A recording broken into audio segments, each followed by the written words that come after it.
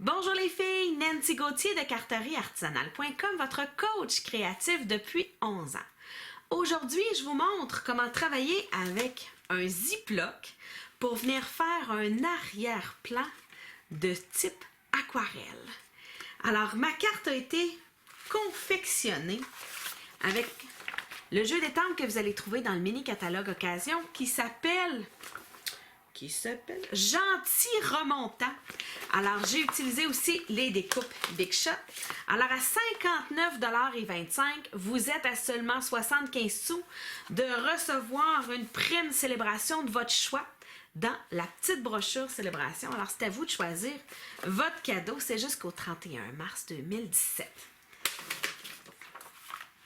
Pour débuter la technique, c'est très simple. Vous mettez votre main dans le Ziploc. Vous mettez un peu de votre encre bleue. Alors moi, j'ai choisi ici Pointe Pacifique. Vous venez mettre un peu d'eau sur votre papier et un peu d'eau sur votre Ziploc. Ne vous reste qu'à venir faire votre ciel. En appuyant délicatement, il va se ramasser de l'encre à certains endroits. D'autres endroits, ça va être plus clair. Vous nettoyez le tout et vous attendez que ça sèche. Si vous trouvez que votre carton courbe, c'est super facile de régler le problème. Vous venez atomiser un petit peu en dessous et c'est fait. Il va y avoir autant d'eau, je dirais, sur le dessus que sur le dessous. Alors les deux côtés vont tirer chacun de leur bord et votre feuille ne sera pas parfaitement droite. Mais ça va vraiment faire une meilleure job que si vous avez de l'eau juste sur le dessus puis que ça vient faire un gros vallon. Alors, je mets ça de côté. Pour vous donner une idée, voici des devants de carton aquarelle. Alors, ça se fait sur du carton aquarelle que j'avais fait dans les derniers jours. Alors, celle-ci, j'avais vraiment beaucoup d'encre. Alors, il n'y a pas beaucoup de dégradé dedans. Ici, j'avais un peu moins d'encre, mais j'en ai mis presque à la grandeur. Je trouve que ça a moins un bel effet. Ici, j'avais tapoché vraiment beaucoup à beaucoup d'endroits. Alors, c'est ce qui fait l'effet de tache. Au lieu de faire la grande tache, je fais plein de petites taches. Ici, j'avais mis beaucoup moins d'encre. Alors, c'est beaucoup plus pâle. Et celui que je viens juste de vous faire est en train de sécher, voyez-vous. Alors, vous aurez jamais, mais jamais le même effet. Vous n'aurez jamais la même plateforme, elle va toujours changer. Alors, inquiétez-vous pas si vous n'avez pas exactement la même chose que moi. Je ne suis pas capable de reproduire exactement la même chose en 6 copies. Une fois que votre plateforme est bien séchée, vous allez venir découper des nuages à l'intérieur pour venir donner un effet de 3 dimensions. Alors, je vous montre, je dirais, ma sandwich que je fais.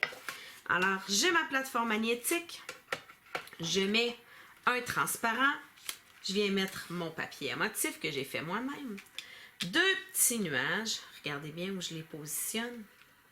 Alors, j'en positionne un qui ressort. Alors, ça donne l'illusion naturelle d'un papier à motif.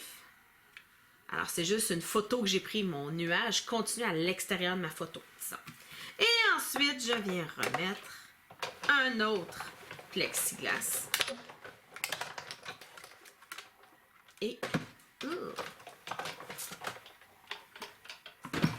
je ressors le tout. Je vous invite à garder vos nuages. Regardez les beaux nuages que ça fait. Vous allez pouvoir les utiliser sur un autre projet. Pour terminer, je vais venir étamper ma montgolfière sur un carton uni. Alors, ça me permet d'avoir instantanément une montgolfière en 2 teintes que je vais venir encore une fois couper avec ma Big Shot. Pour couper une image étampée, je vous recommande d'utiliser la plateforme magnétique.